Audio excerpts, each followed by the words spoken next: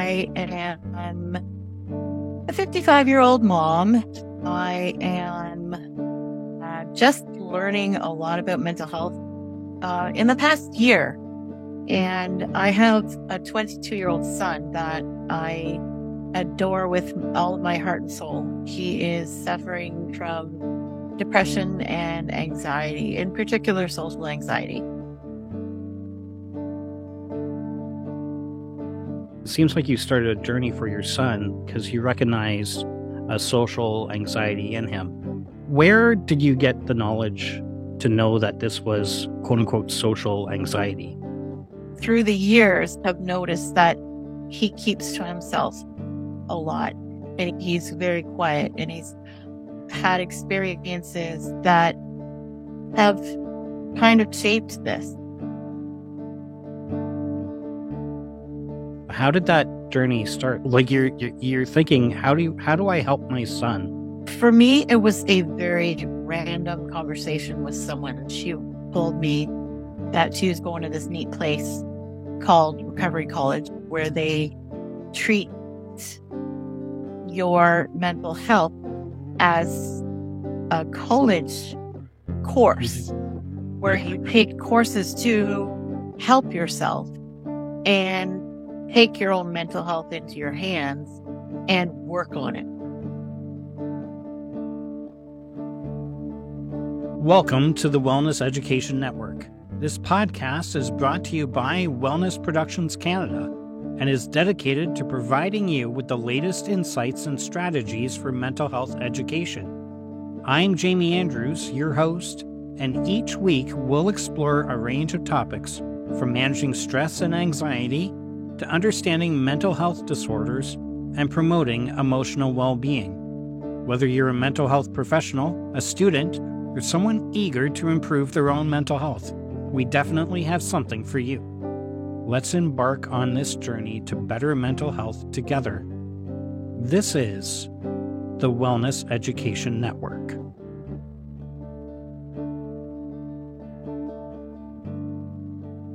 The Wellness Education Network, brought to you by Wellness Productions Canada, provides general information and discussions about wellness-related topics. The content provided is not intended and should not be construed as professional medical advice, diagnosis, or treatment. Always seek the advice of your physician or other qualified health provider with any questions you may have regarding a medical condition. Never disregard professional medical advice or delay in seeking it because of something you have read or heard from the Wellness Education Network and Wellness Productions Canada.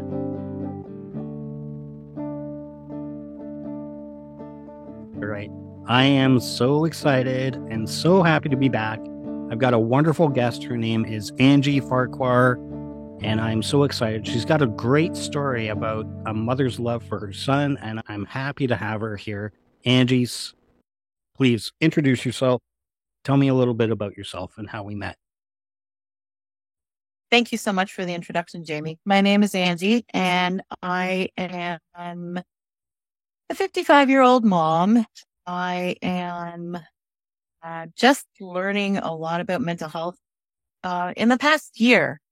And I have a 22-year-old son that I adore with all of my heart and soul. He is suffering from depression and anxiety, in particular social anxiety. And I learned about Recovery College Wellness Center through a friend of mine in June of 2023. And I thought I was going there to do the courses, to learn about some of the courses, to get him to go and figure out what was good for him, because he is very reluctant to do these things himself. And sometimes with a little push, it will be enough for him to take off and do it. And in learning about the courses, I realized that I needed to take them for myself, because I have been suffering from depression for many years, because I have physical disability that I've had my entire life, and I've had many massive ups and downs because of it. And the depression is partly my life, but it is also a chemical imbalance in my brain. Mhm. So I'm on medication and it's being controlled very well, but I know I have it and I know I need to deal with it appropriately. So I started taking some courses and I realized that they were helping me. They were helping me become a more grounded person and more empathetic person to people around me. And they also helped me with my husband, whom I absolutely adore, but sometimes drives me totally insane. Yeah. So I've learned how to deal with the different people in my life in a better way. And it's allowed me also to see my future in a different way as well. So that's why I'm taking the courses, but they're for my son.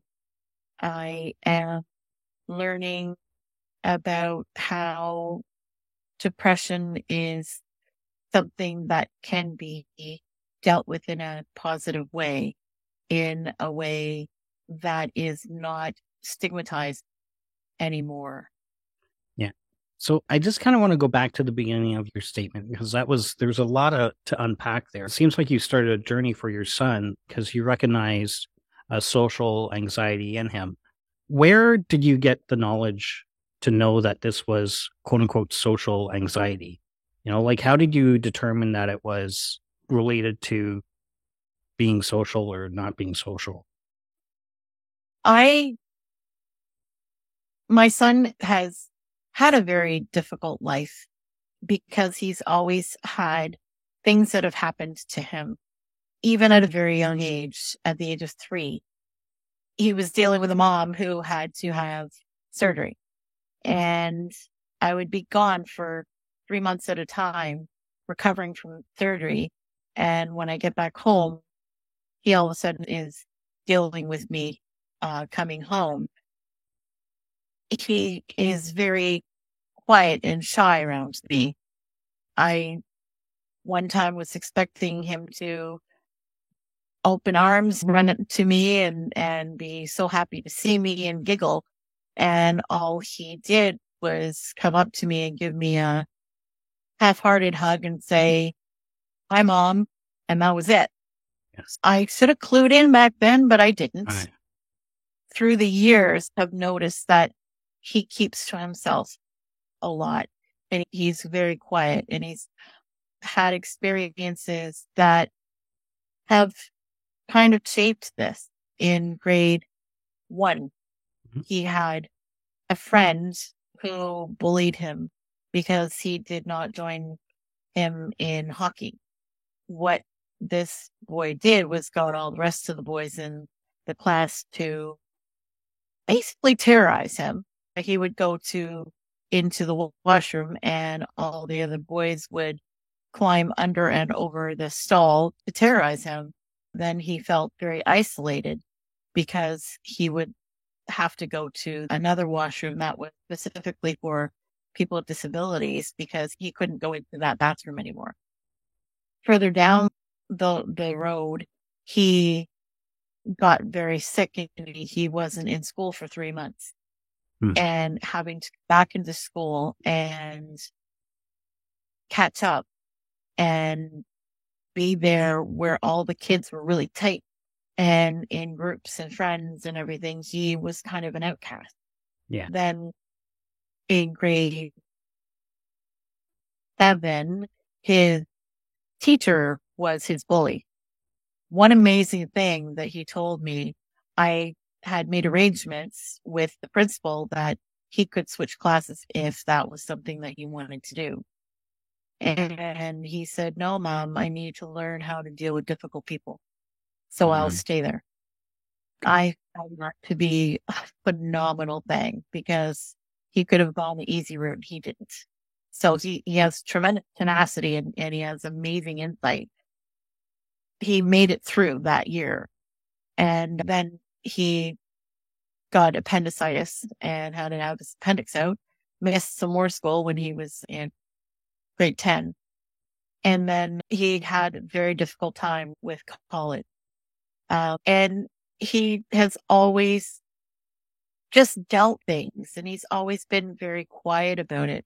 And my family is very boisterous and happy and outgoing, and he needs, I've learned that I need to give him notice on, okay, we're going to get together in 3 weeks' time as a family for, say, Easter or something like that.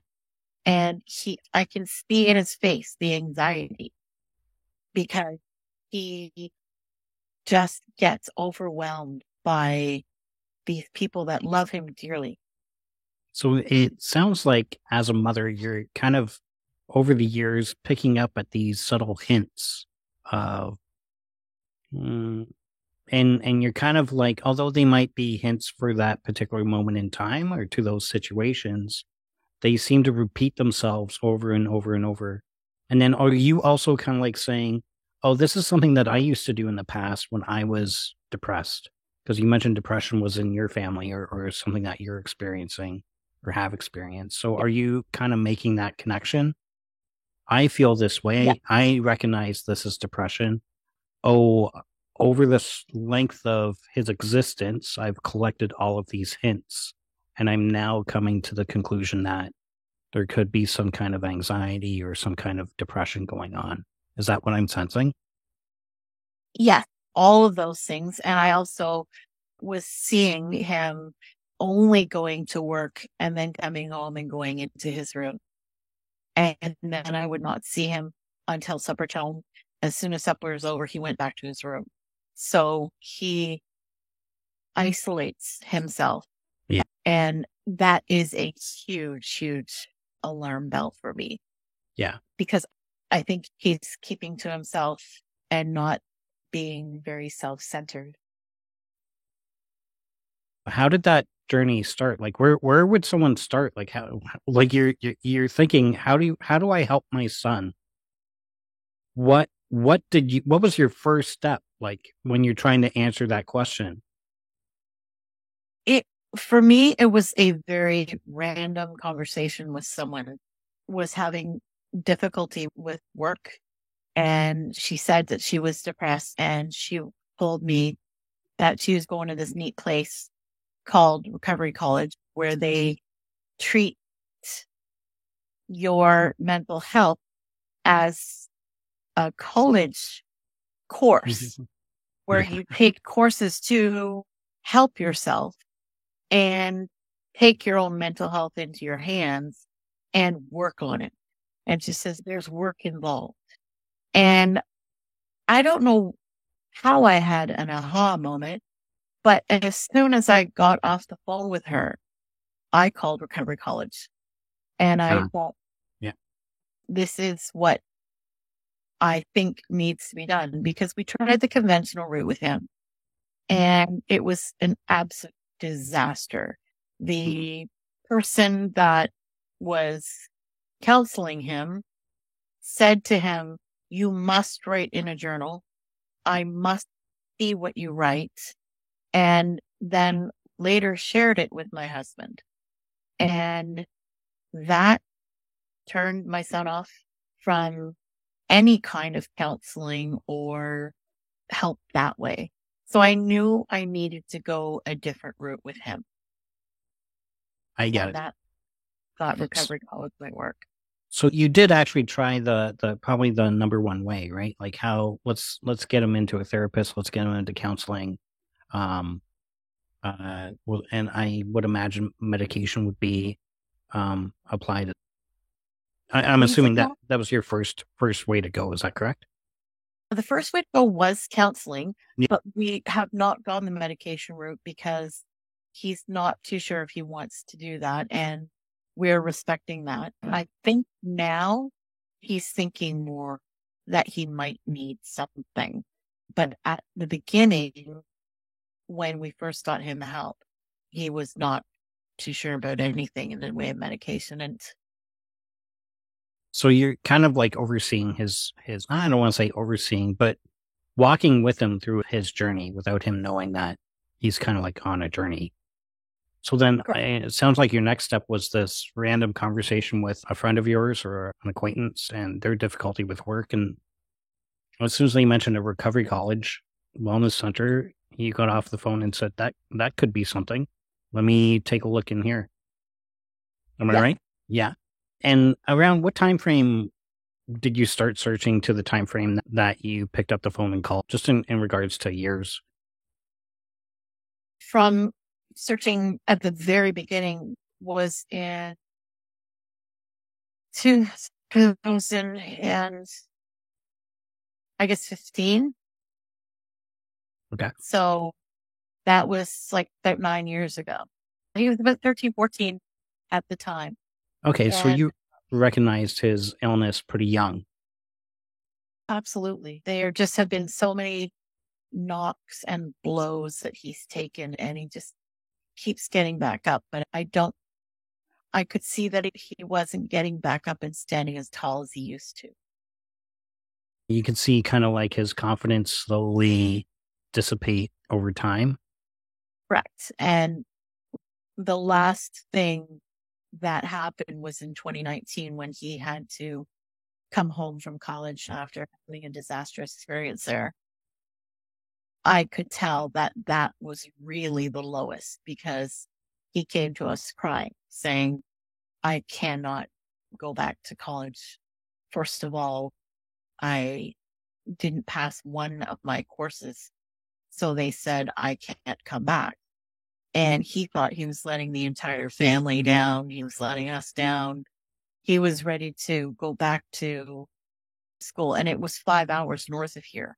He was ready to go back there and live there and work there because he felt so ashamed of himself. And I just felt horrible. And of course, I said, no, you are not going back up there by yourself. He said, but you paid my housing. I said, we don't care.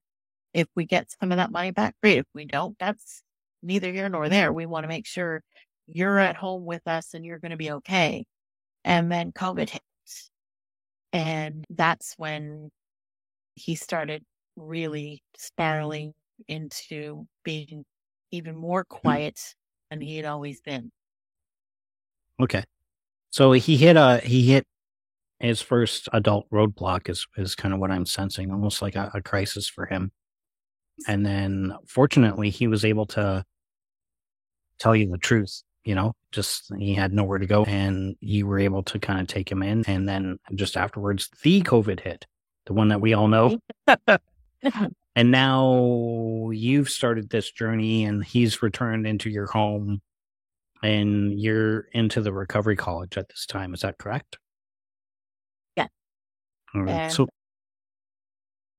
yeah, I hope through modeling what I'm going through, he will see it as something that he will want to do. I would be the example, and he sees for himself, hey, she's going through this and she's actually enjoying it. She's getting the help she needs. I'm not so crabby at times. I tend to have difficulty with pain control at times. And when I do, I tend to be a little bit snippy. mm, And he understands it, but he doesn't like it, of course. yeah. So I'm learning how to take care of myself better, and I'm not just physically but mentally. So what are some of the behaviors that you're changing based on what you're learning, or what are you learning that's having such an impact on you? I'm learning that I'm way more resilient than I thought I was. And I'm learning that there are many tools in my toolbox that I have that I didn't know were there. Mm, I'm unpacking these tools going, hey, this is pretty good. This might work for me. Things such as getting enough sleep or getting rest when I can. Learning who in my life I can trust and can talk to and confide in. Different things that I can do to, um, I don't know, distract myself when I'm having a hard time. For example, I create jewelry. So that makes me focus so much on it that I'm not even thinking about pain. I'm not even thinking about anything else, that Yeah. I'm doing this. I'm also, through the college, meeting people who are just amazing. And I enjoy talking with them and getting their good energy as well. Yeah. And I hope I'm sharing positive energy with them.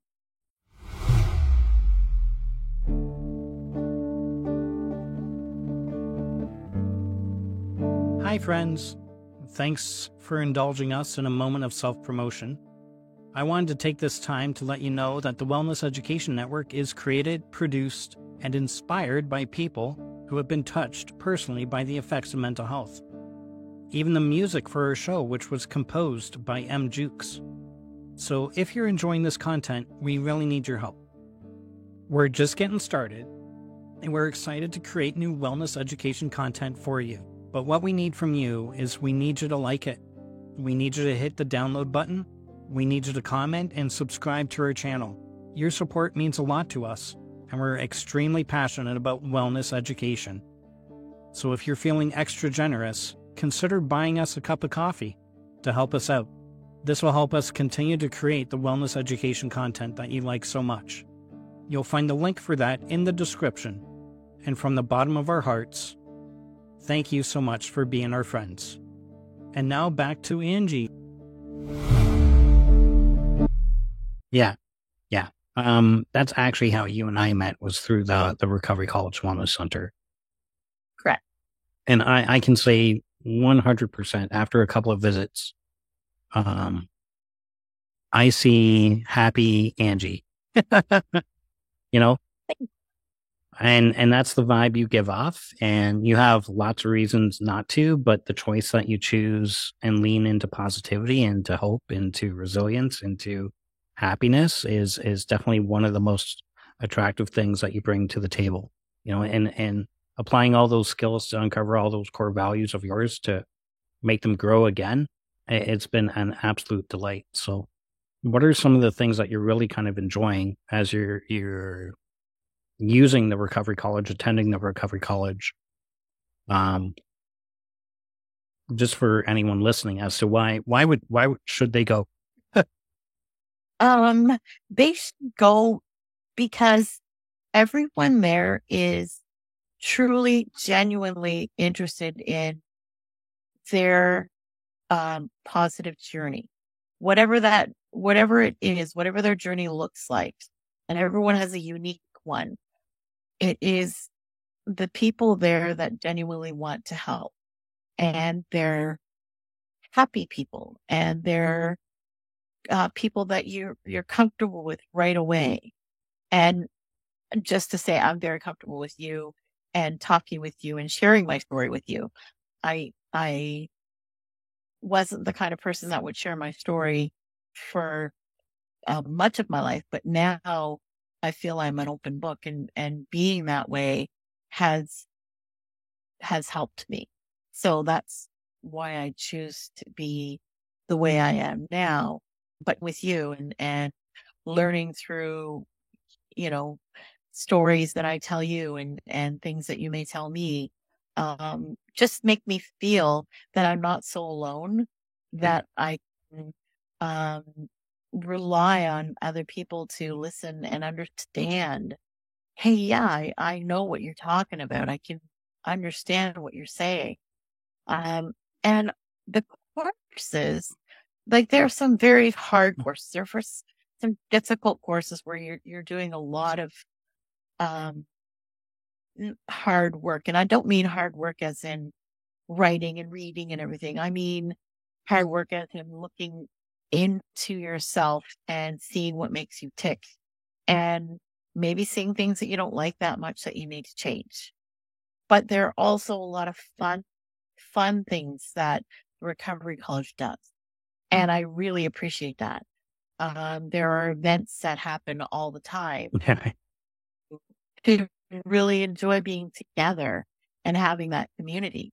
For example, Craft Heat Connections, because I'm into, crafting. I enjoy it so much. And I'm chit chatting with other people, and we're just not really getting into, oh, my mental health is this.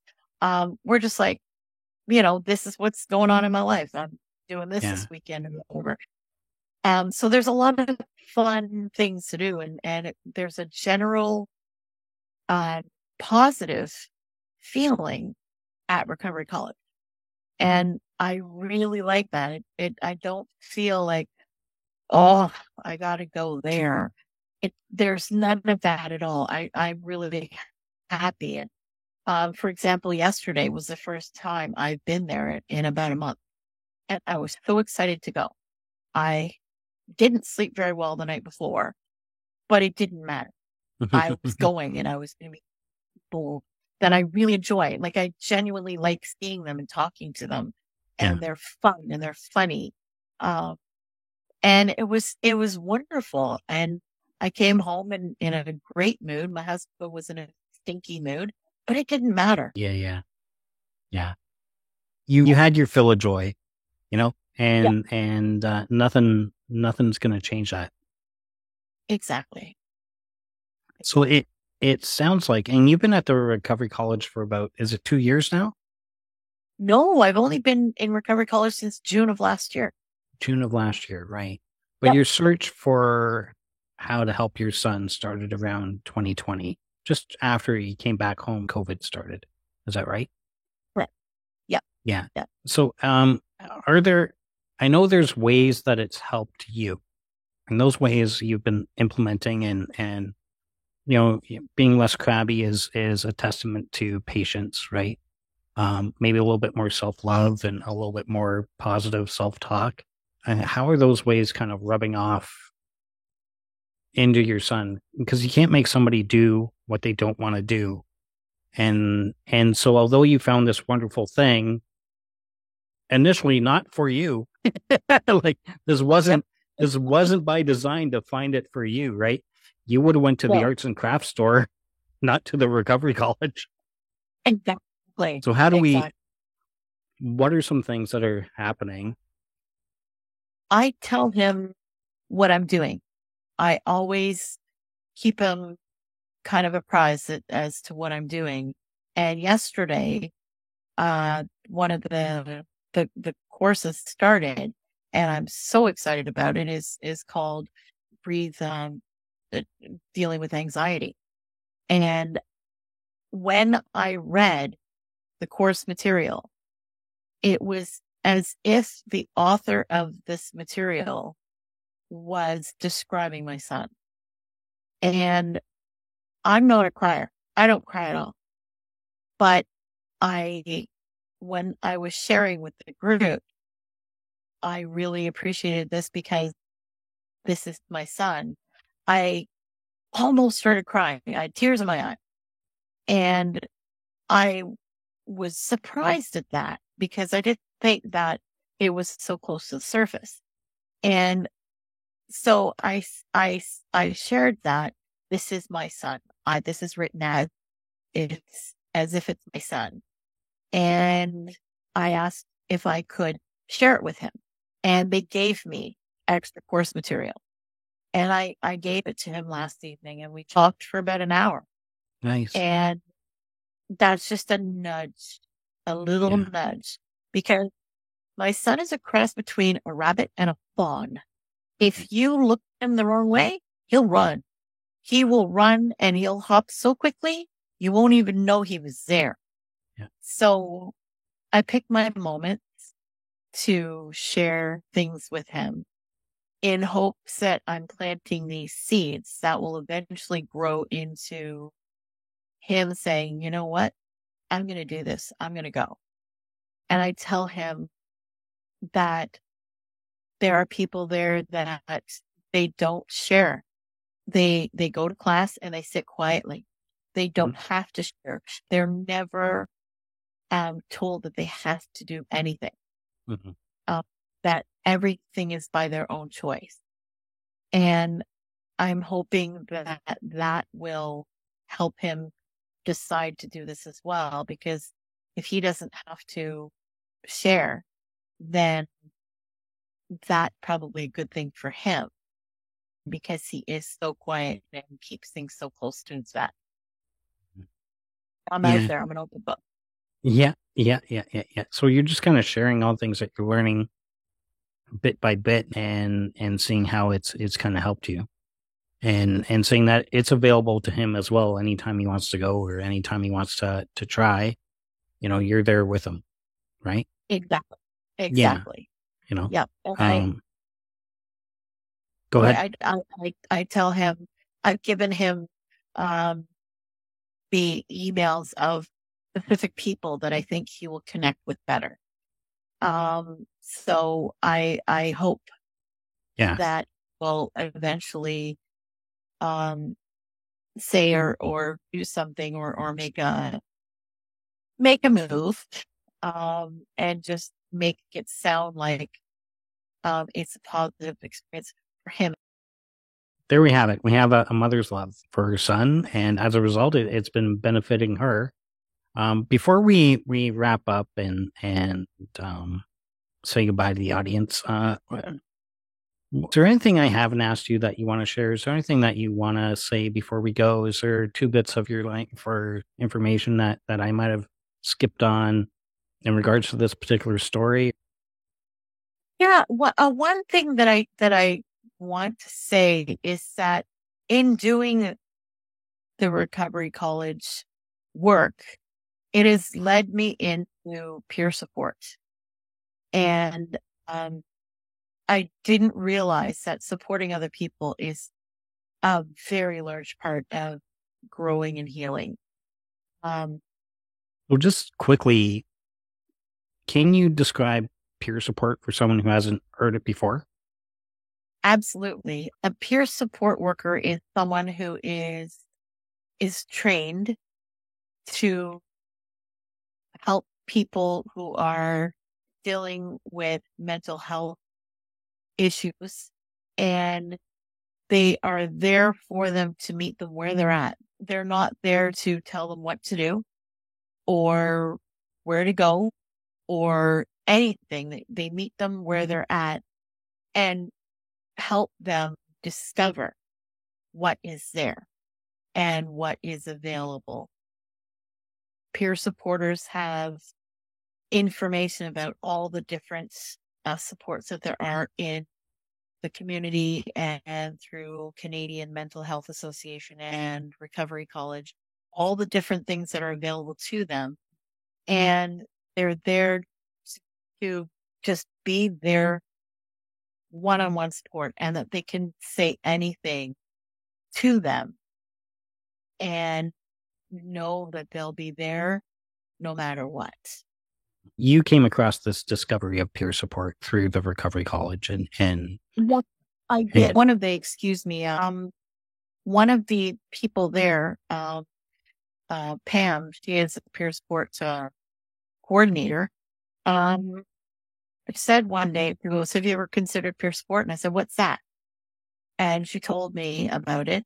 And I said, that sounds like something fun to do. And that's basically how I did it. And as soon as I started the peer support program and the training, it was like a hand in a glove. So then as we say goodbye to the audience, you want to mention something about peer support and recommending looking for it and how it's helped you. Is that correct?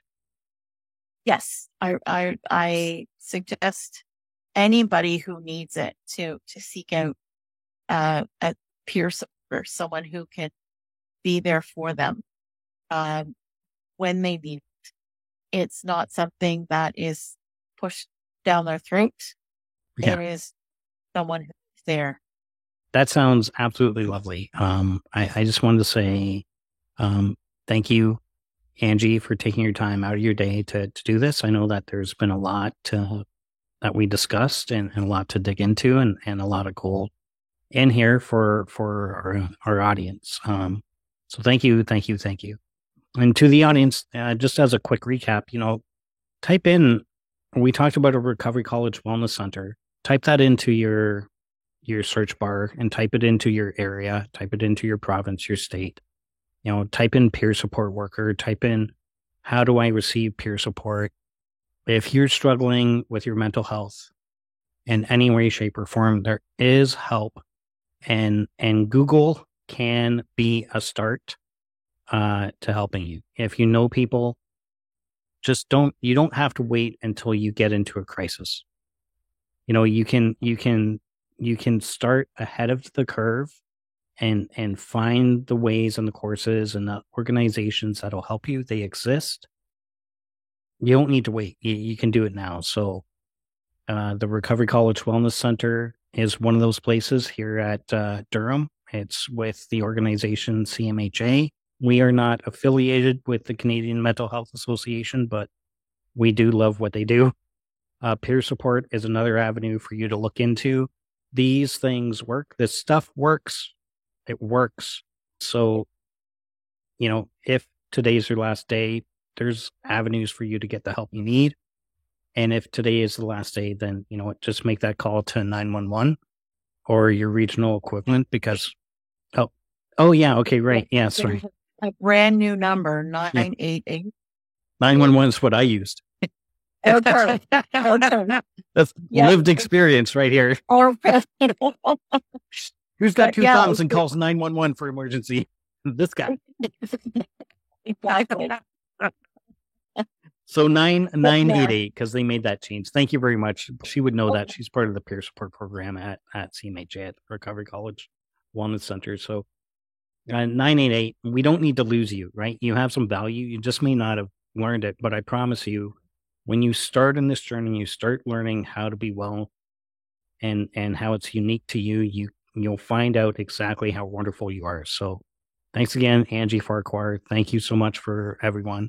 And that's it. That's the end of the episode. Thank you. Bye. Thank you, Sammy.